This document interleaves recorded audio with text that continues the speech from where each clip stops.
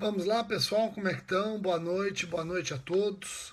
Transmitindo ao vivo aqui pelo Facebook os meus comentários, pelo menos as minhas primeiras impressões a respeito deste julgamento. Podemos até dizer histórico, pelo menos para este século que nós vivemos. Julgamento histórico ocorrido no Supremo Tribunal Federal hoje. Histórico, pensem bem, histórico nos dois sentidos, tanto para aqueles que comemoram quanto para aqueles que lamentam a decisão do Supremo hoje.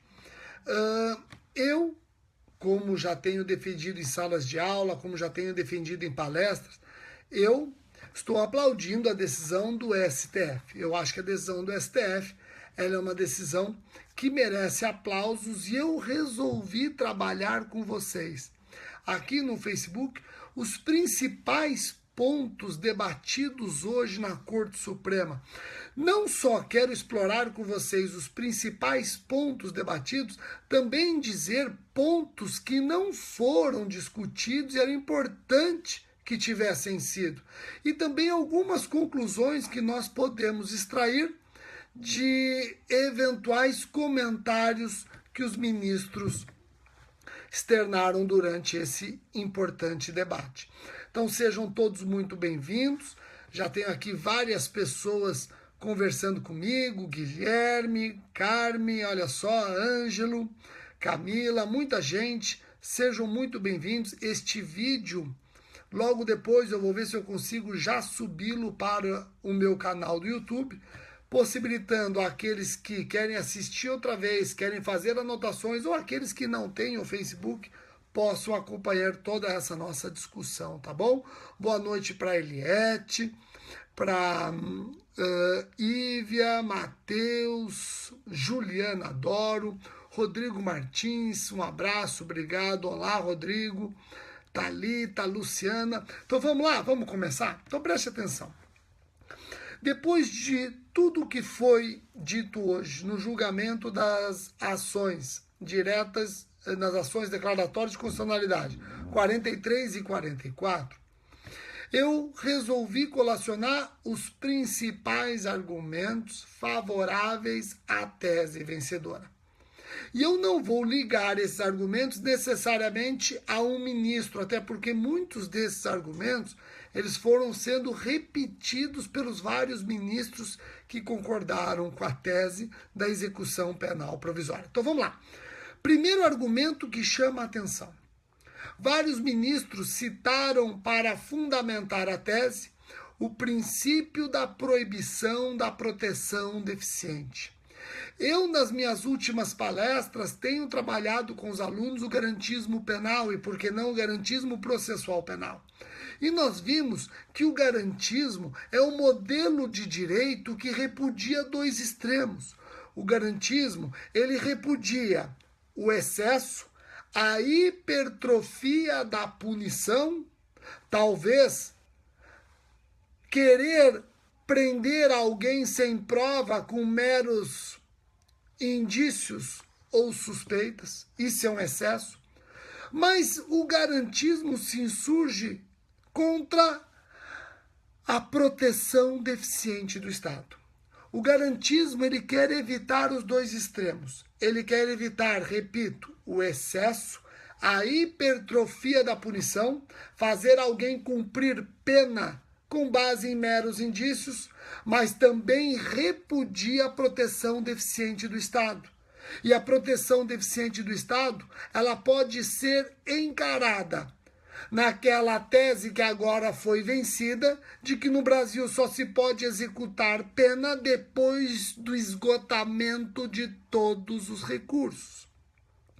O garantismo, repudiando os dois extremos, ele quer evitar o excesso e quer proibir a proteção deficiente do Estado. Como que se evita o excesso, mas também se garante a proteção eficiente do Estado?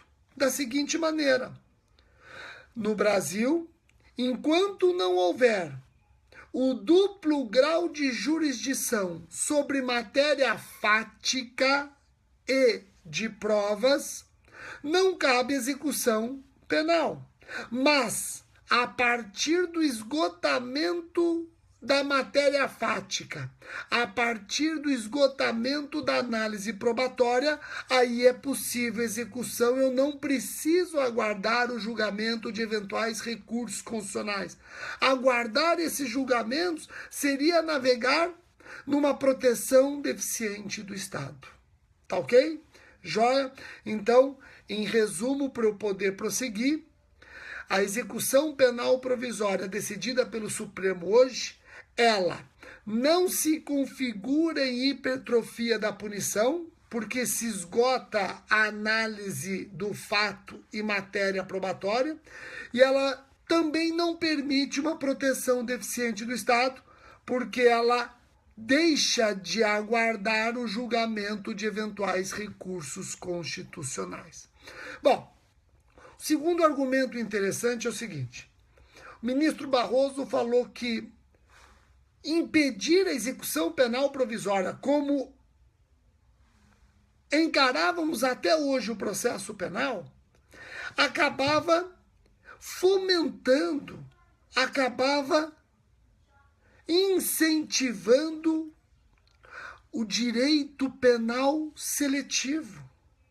Vejam, ministro Barroso falou: quando você impede execução penal provisória, você acaba incentivando, você acaba caminhando para um direito penal seletivo.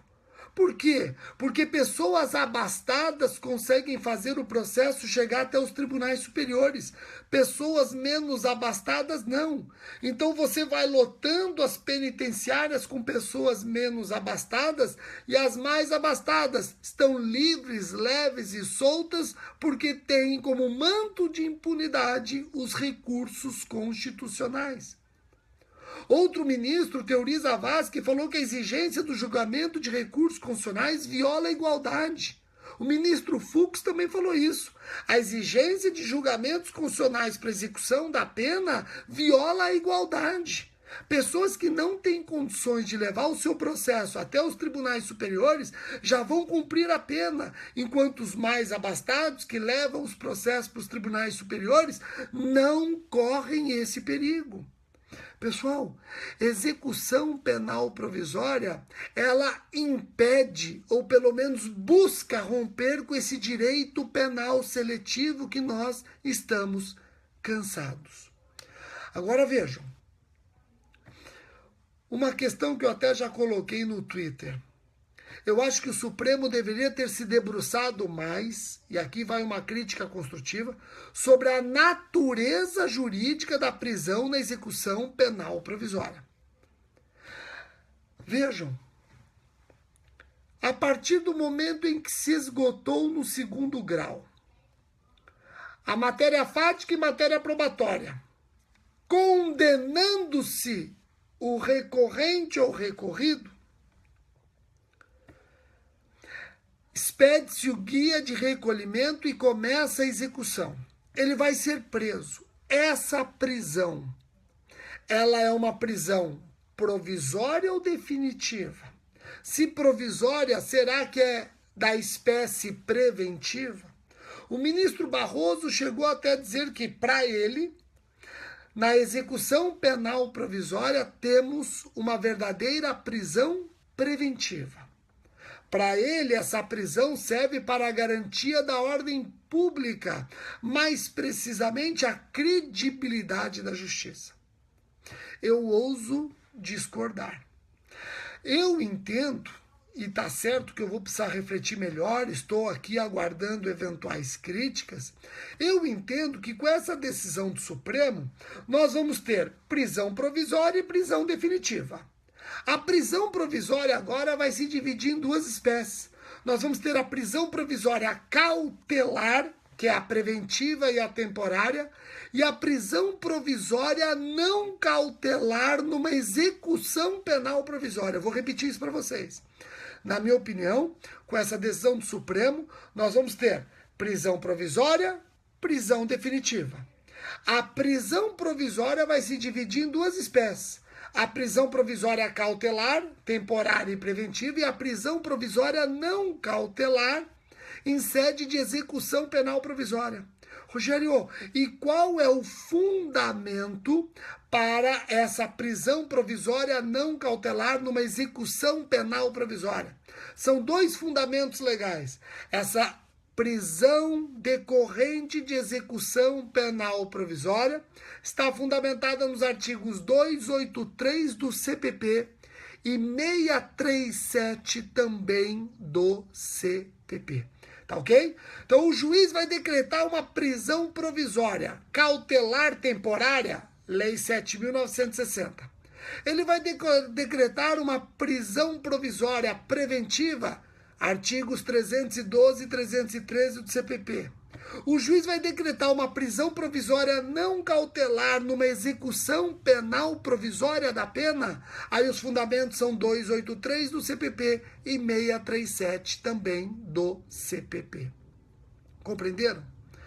Uma outra questão que chamou a atenção foi a seguinte: para se determinar a execução penal provisória de alguém, é imprescindível a convergência de decisões das duas instâncias ou as duas instâncias podem ser divergentes? Rogério, explica melhor? Explico, vejam. O juiz de primeiro grau condena, o tribunal confirma a condenação. Será que eu preciso sempre dessa confirmação, dessa convergência para gerar execução penal provisória? Ou eu posso falar de execução penal provisória mesmo quando o juiz tenha absolvido e o tribunal reforma a absolvição e condena pela primeira vez? Faltou o Supremo, na minha opinião, debruçar mais sobre isso. Mas, pelo que já deu para perceber dos vários votos, eles não exigem convergência das duas instâncias. Ela é dispensável. Se houver divergências, isto é, o juiz de primeiro grau absolve, o tribunal reforma a decisão e condena, isso é suficiente para o tribunal determinar a execução penal provisória. Claro, com a garantia do réu de eventualmente, se entender ululante a violação ao seu direito, ingressar com habeas corpus, medidas... repetir essa parte aqui. Eu vou repetir essa parte. Pessoal, pelo que deu para perceber das decisões dos ministros, eles não exigem convergência das duas instâncias. Se a primeira instância absolve, a segunda instância condena, pode ser expedida a guia para execução penal provisória. O réu condenado em segunda instância que se sentir violado em algum direito de forma evidente, clara e ululante, ele que se valha de tutelas de urgência, ele que se valha de HC e etc. Tá ok? Agora, um ponto importante que foi melhor explorado neste julgamento, em comparação com o outro, é que a interposição de embargos infringentes impede a execução penal provisória. E aqui é um avanço interessante. Eu sou condenado em segundo grau por 2 votos a 1. Eu ingresso com embargos com embargos infringentes. Eu ingresso com embargos infringentes. Esses embargos infringentes impedem a execução penal provisória. A execução penal provisória só pode ocorrer depois do julgamento dos embargos infringentes. Dando sequência aos principais pontos desse julgamento. Vários ministros mencionaram que o princípio da presunção de inocência ou de não culpa não é violado pela execução penal provisória. E por quê? Porque para eles o princípio da presunção de inocência tem sentido dinâmico. Vejam, o que significa sentido dinâmico? Significa que o seu valor varia conforme o transcurso do feito. Quanto mais provas se vai reunindo, quanto mais condenações vão sendo proferidas, mais nós vamos temperando o princípio da presunção de inocência. Aliás, esse princípio de presunção de inocência, ele vai passando mais para um princípio de presunção de não culpa. Tá ok? Então, cuidado. Guardem isso que vai cair em concurso. O princípio da presunção de inocência tem sentido dinâmico. O seu valor varia com o transcurso do feito. O princípio da presunção de inocência na fase do inquérito é um princípio quase que absoluto, porque permite temporária. Mas esse princípio, depois do julgamento por tribunal, órgão colegiado que confirma a condenação, esse princípio merece ser, obviamente, temporado, acarretando a execução penal provisória. Pessoal, tivemos também argumentos com base em estatísticas. O ministro Theory fez um levantamento de 2009 a 2016 e percebeu o seguinte, que dos recursos especiais e extraordinários ingressados nas cortes superiores, computando eventuais agravos, somente 1,7% desses recursos teve sucesso. E mesmo assim, a esmagadora maioria a favor da acusação. Só 0,48% é que foi favorável à defesa. E mesmo assim, teses que já tinham sido deduzidas em habeas corpus, não precisava do recurso constitucional para isso. E muitos dos provimentos para a defesa diziam respeito à prescrição, nem envolvia mérito.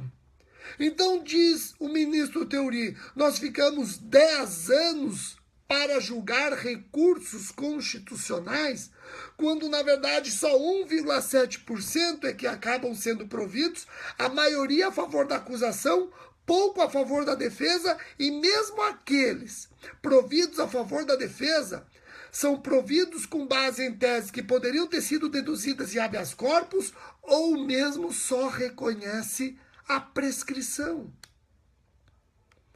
O ministro Theory, ele foi muito feliz quando ele diz o seguinte, o caos carcerário que muitos utilizam para demonizar a execução penal provisória, o caos carcerário não tem relação com a execução penal provisória, tem relação com a banalização da prisão provisória cautelar, leia-se preventiva. É a preventiva que está banalizada. Nós precisamos de mais execução penal provisória para não se falar em impunidade e talvez menos prisão preventiva banalizada pelo nosso sistema judiciário. O ministro Theory também refletiu um tema que eu achei da maior importância. O ministro Theory falou, pera um pouquinho, nós temos que discutir quando que se dá o trânsito em julgado no processo penal. Quando que eu posso falar em coisa julgada no processo penal? A Constituição não define coisa julgada, no processo penal principalmente. O CPP também não define o conceito de trânsito em julgado. Aí você deve estar pensando, então vamos emprestar o conceito de coisa julgada do processo civil. O ministro diz, não podemos aplicar no processo penal o artigo 502 do novo CPC. Não podemos, porque lá no CPC considera-se coisa julgada depois de esgotado todos os recursos. Não podemos esquecer que no processo penal, revisão criminal está rotulada como recurso. Se revisão criminal é recurso, enquanto não ajuizada a revisão criminal, eu não posso falar em coisa julgada no processo penal. Então o ministro Theory bateu muito nessa tecla. Depois foi seguido pelo ministro Dias Toffoli. Temos que decidir quando se dá o trânsito julgado no processo penal. E aí vem uma questão interessantíssima. Nós não podemos interpretar a coisa julgada no processo penal com esgotamento de todos os recursos. Por quê? Porque o Brasil adotou um modelo de cortes constitucionais. Modelo típico de países seguindo cortes constitucionais.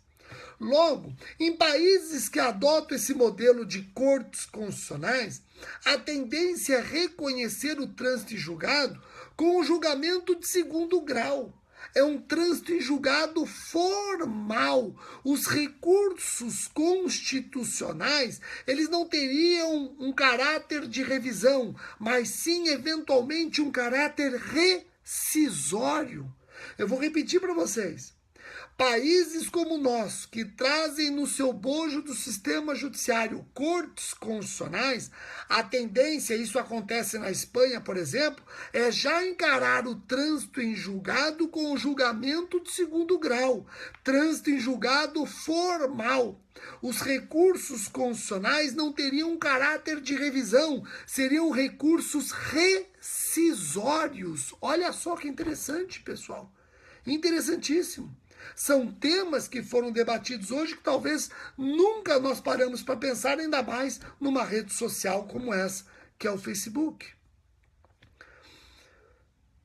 Vejam, o ministro Gilmar Mendes foi enfático ao dizer que em nenhum país do mundo condenado em duplo grau de jurisdição aguarda julgamento de recurso constitucional para começar a cumprir a pena. O Brasil é o único país do mundo que o condenado em segundo grau ainda tem direito a recursos constitucionais que impediam a execução da pena. Então nós temos que trabalhar com 637 do CPP. Os recursos constitucionais não têm efeito suspensivo. Pronto, acabou.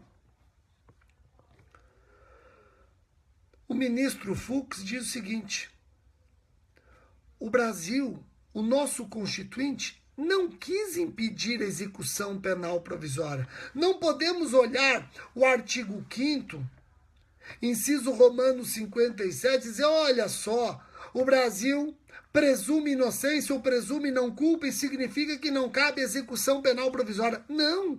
O ministro Fux falou o seguinte: se o Constituinte quisesse impedir execução penal provisória, ele teria colocado essa proibição no artigo 5º, inciso romano 61.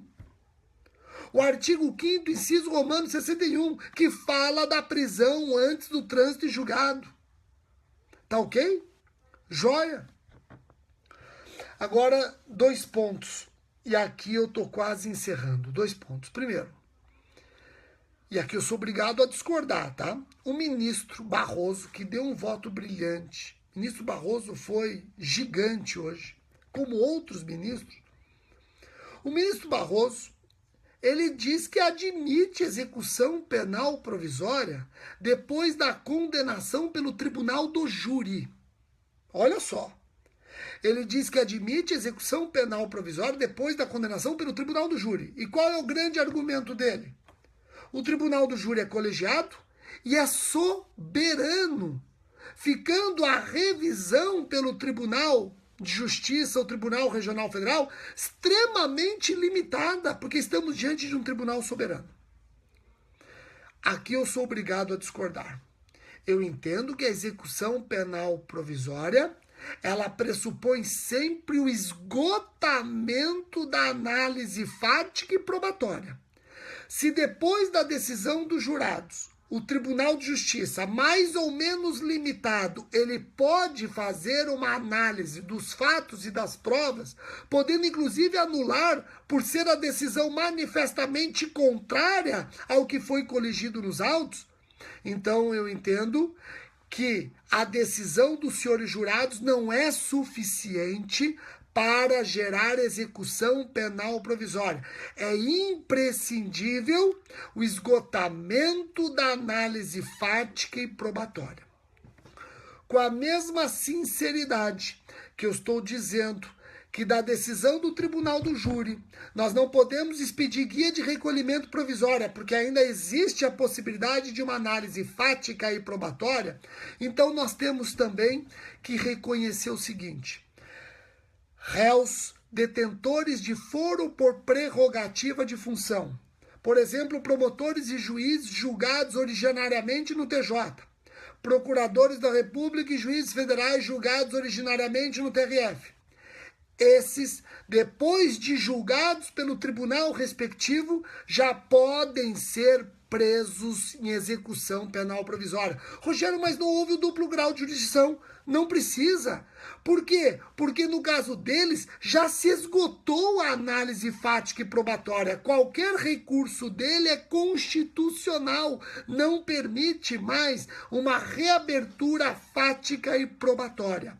Então, em resumo, para ser coerente, para ser coerente, se eu estou dizendo para vocês que não cabe execução penal provisória da decisão dos senhores jurados, porque essa decisão comporta recurso e esse recurso pode analisar os fatos e a prova, condenação de réu detentor de foro por prerrogativa de função, já admite execução penal provisória, eu não preciso aguardar eventual julgamento de recurso constitucional. Por quê? Primeiro, porque já houve esgotamento da análise fática e probatória. Segundo, que o 637 do CPP, que voltou com toda a força depois desse julgamento pelo Supremo, o 637 do CPP não tem efeito suspensivo. Não tem efeito suspensivo. Tá ok? Joia? Pessoal, e com isso eu encerro este vídeo. Trouxemos aqui argumentos muito legais, debatidos em sede de rede social. Eu uso bastante as redes sociais para isso, espero que tenham gostado. Sei que muitos discordam dessa decisão do Supremo, paciência. De repente, daqui a alguns anos, vamos estar falando num outro vídeo que o Supremo voltou àquela posição original. O que importa, na minha opinião, é que o momento que o Brasil vive hoje, precisamos dar um choque de justiça. Essa decisão do Supremo é um verdadeiro choque de justiça. É para o cidadão acordar de manhã e se sentir mais igual ao próximo. É para o cidadão honesto acordar amanhã e ver que vale a pena ser honesto. É aquela decisão que faz você olhar e ver uma luz no fundo do túnel e não acreditar que essa luz é um trem. É parar de procurar o nosso subsolo no fundo do poço. Está na hora da gente colocar uma mola nesse fundo do poço e dar um verdadeiro choque de justiça. Tá ok? Quero agradecer a atenção de todos, muitíssimo obrigado. Eu vou tentar, na medida do possível, ler as mensagens de vocês e em breve este vídeo estará no YouTube. Um abraço, pessoal. Boa noite.